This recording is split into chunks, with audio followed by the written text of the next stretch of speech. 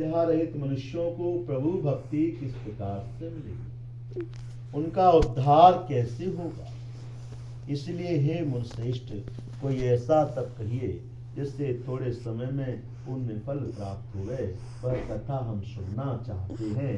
तो भगवान सूत जी बोले कि ऋषियों, जो आप मेरे से प्रश्न कर रहे हैं, यही प्रश्न एक बार लक्ष्मी नारायण भगवान से नारद जी ने किया, और लक्ष्मीपति भगवान ने नारद जी से जो कथा कही थी, वही कथा मैं आप लोगों से कहता हूं।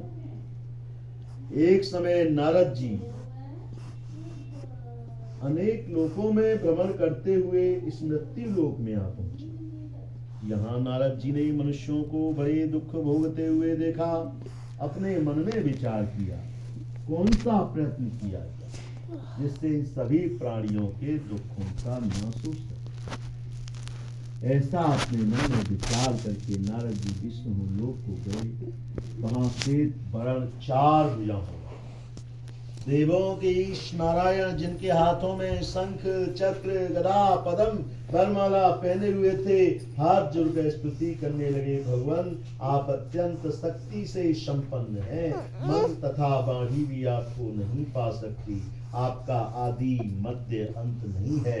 निर्गुण स्वरूप सृष्टि, भक्तों के दुखों को नष्ट करने वाले हो, आपको मेरा नमस्कार है। नारद जी की इस प्रकार स्तुति सुनकर भगवान कहने लगे, नारद, तुम्हारे मन में क्या है और किस काम के लिए वैकुंठ में आगमन हुआ है, निसंकोच होकर के कहिए। तो नारद जी कहने लगे, प्रभु, आप तो सर्वज्ञ हैं, सब कुछ जानने वाले हैं। मृत्यु लोक में अनेक प्राणी अपने पिछले जन्मों के कर्मों के द्वारा इस जन्म में बहुत दुख भोग रहे हैं। हे प्रभु, यदि आप मेरे पर थोड़ी सी भी दया दृष्टि रखते हो तो कृपा करके बतलाइए, उन सभी मनुष्यों के सब दुख थोड़े से प्रयत्न करने से कैसे दूर हो सकते हैं। तो भगवान कहने लगे, नारद, तुमने मनुष्यों की भलाई के लिए बहुत अच्छी बात पूछी है।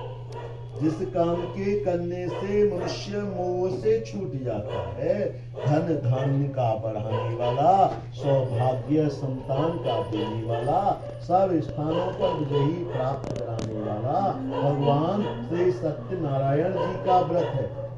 किसी भी दिन भगवान सत्यनारायण की कथा का कोई मुहूर्त नहीं है, जब चाहो किसी भी दिन और शाम के समय भगवान सत्यनारायण की पूजा करें। नैवेद्य, केले का फल, घी, दूध, गेहूं का चूर्ण, भगवान की सामग्रियों को लेकर भगवान को अर्पण करें। बंधुओं से ब्राह्मण को भोजन कराए, दक्षिणा देकर बड़े आदर सत्कार के साथ में विदा करें। और जिस दिन अपने घर पर भगवान सत्यनारायण की कथा करें, उस दिन सत्य व्रत रखें। कौन सा व्रत? सत्य।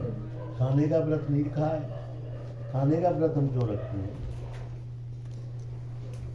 शरीर स्वस्थ होता है। हमारे प्राकृतिक चिकित्सा कहती है कि कोई भी परेशानी हो, बुखार भी आए, तो खाली पेट खाना छोड़ दो, स्वस्थ हो जाओ। तो जीवन शक्ति उसी से प्रबल होगी, खाने छोड़ दो।